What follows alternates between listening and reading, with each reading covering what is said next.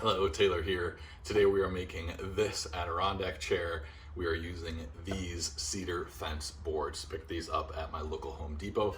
We're going to be using 7 of them. They're around $3 each, so the whole project, including screws, will be less than $25.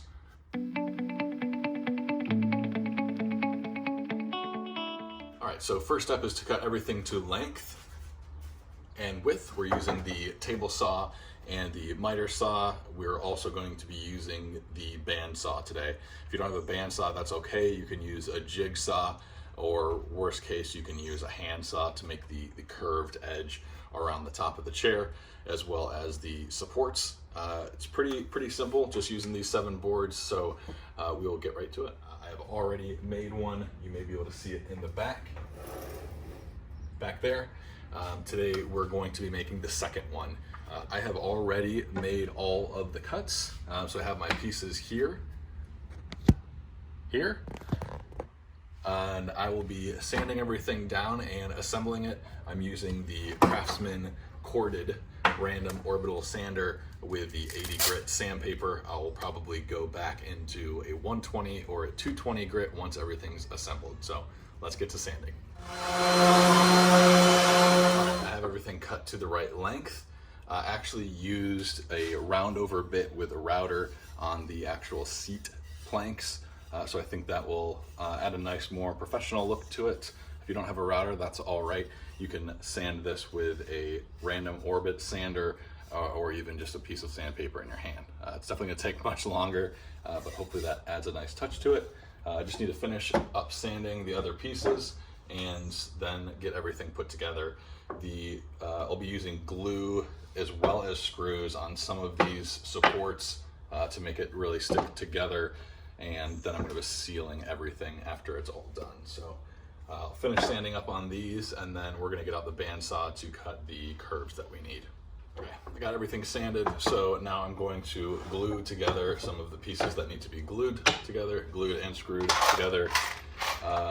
Going to be using the Type Bond Premium wood glue, and these are the front legs. These additional pieces are getting glued / screwed here for extra strength. This is the front leg, front right leg, and then these will be the back legs that'll stick here, so the armrest will come across. I'm gonna glue these first. I have not used the bandsaw yet to cut the arms and the stringer, but I'm gonna do this first so the glue has some time to set.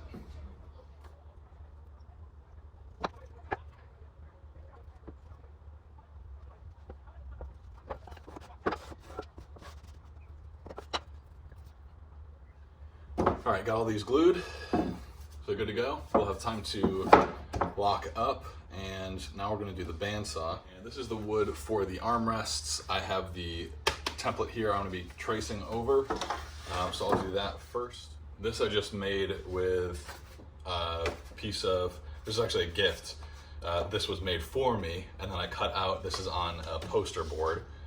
So I'm going to trace this onto the actual wood.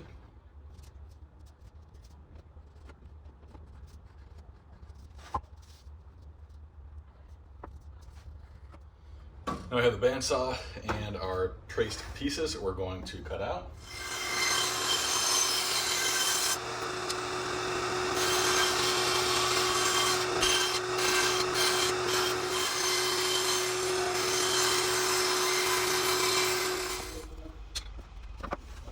Okay, you can see that my armrests are far from perfect, but that's okay. We can sand them down. What's important to me, at least, is that they're uniform. So I'm going to clamp them together when I sand them. I'll round out these edges. You can see, not perfect, but it's okay. We'll see. Same with these. Most important on the stringer piece is this notch here, where the back will sit in, the back of the chair will sit in. So obviously not the same, but once we sand them, they'll be much closer. All right, here we go. Starting off with the 80 grit sandpaper on the random orbit sander. And we are going to clamp them together.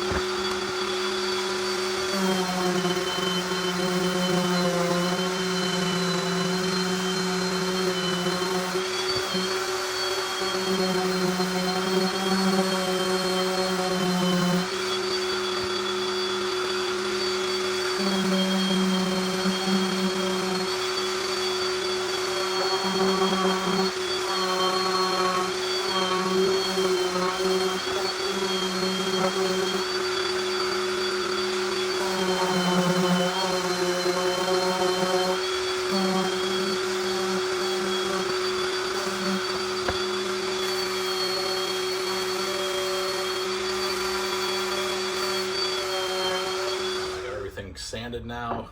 Two most important pieces is the stringer. This is the part where it'll be angled up, where the seat slats actually lay on. So it's pretty important to make that as close as possible so you have a level chair. Same with the second most important, I guess, would be the armrests. In terms of making them look symmetrical, they're obviously going to be one on each side, so it's a little bit easier to hide imperfections, but everything is sanded and ready to go, and now we just need to assemble. Okay, now I got everything laid out for the actual seat slats, and I'm going to attach those now. So I just eyeballed this. It does not have to be perfect. Unless you want it to be. You can measure it, but it's more about visual for me. So looks pretty good. I'm using a couple clamps here to keep the stringer piece held upright to make my job a little bit easier. I'm gonna drill a hole first so it doesn't split, or so it's less likely to split the wood since it is so thin. And you also want to take into consideration the back slats here. So I'll drill in this back piece first.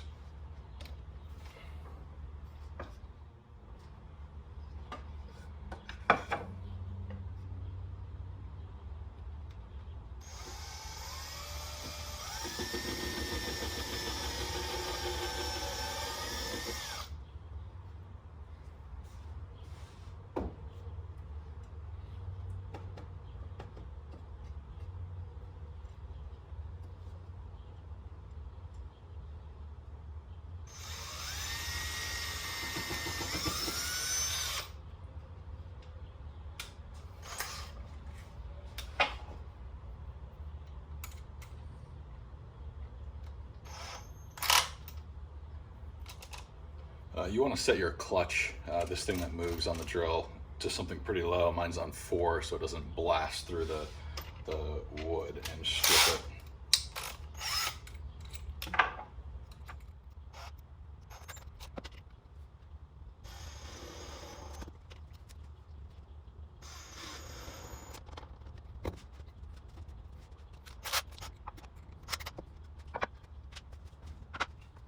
This is one of the back slats that will get set in here.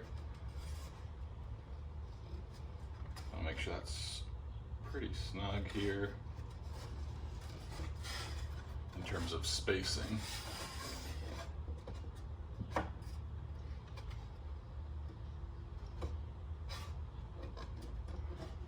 I may even save that one till last. I am going to save that.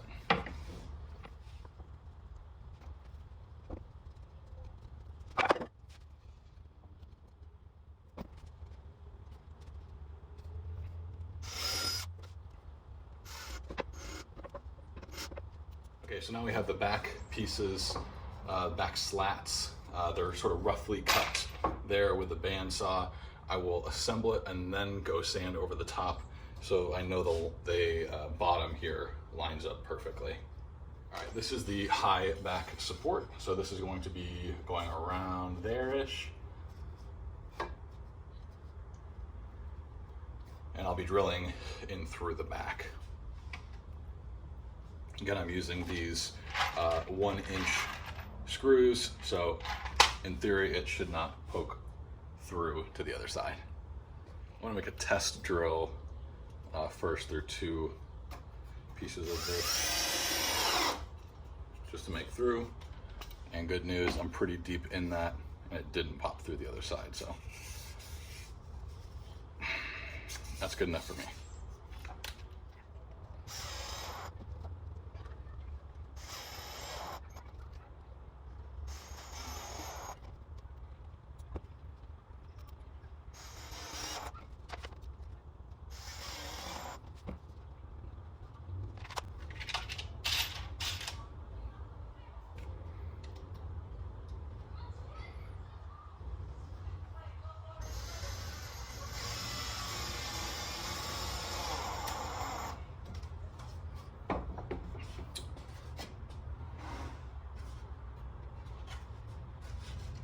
There we go, nothing poking through the front, which is exactly what we want.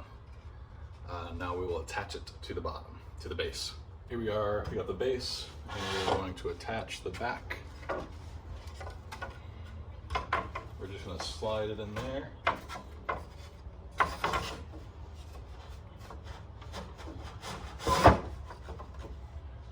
Should rest there nicely.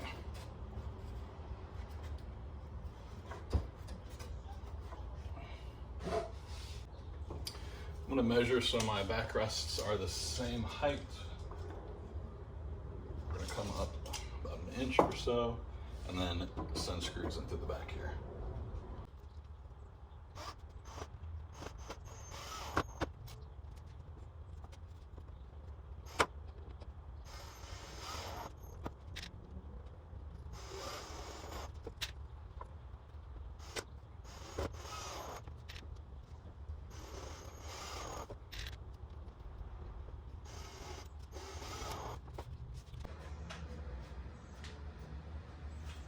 All right, it feels very fragile right now, so I'm being pretty delicate with it. I already completed 1 chair.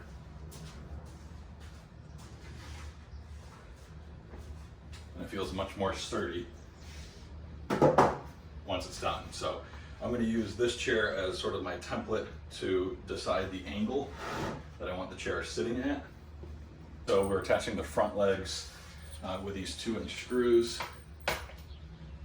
And we are going to try and match it as best as we can to this other chair here. All right, so we're going to match the angle by measuring this other chair that we did for the first chair. I just sort of eyeballed it. We can measure to the bottom is right at 11 inches. So if I come up here,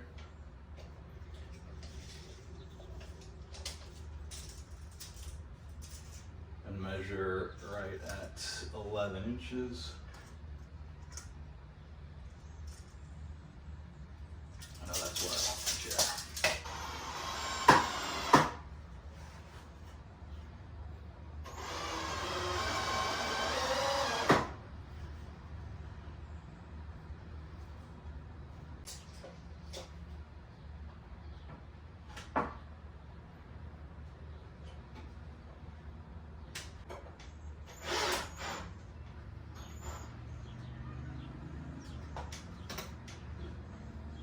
Now that we have the front legs on, we will attach the 2 back legs.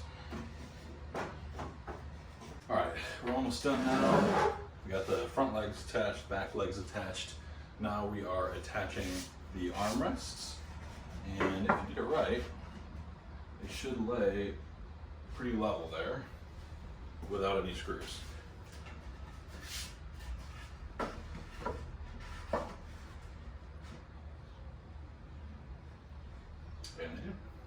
So I want the armrests to come a little bit over the front of there, with still enough room in the back to screw that in.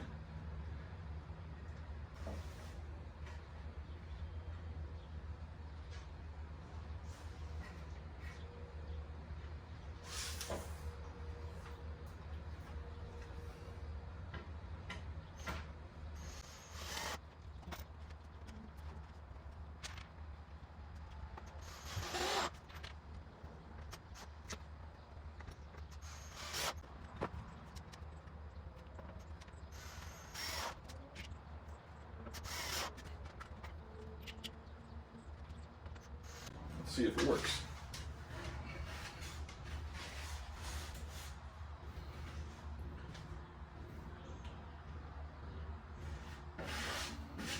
Feels pretty sturdy.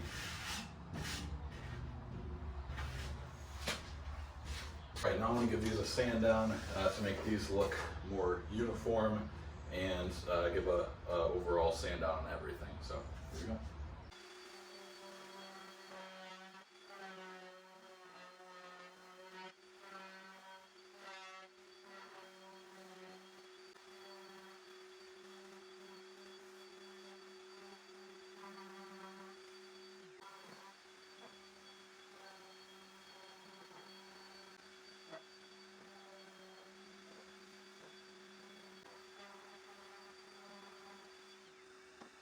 Thank you so much for watching the video. If you have any questions, don't hesitate to comment below. I will answer those as I see them.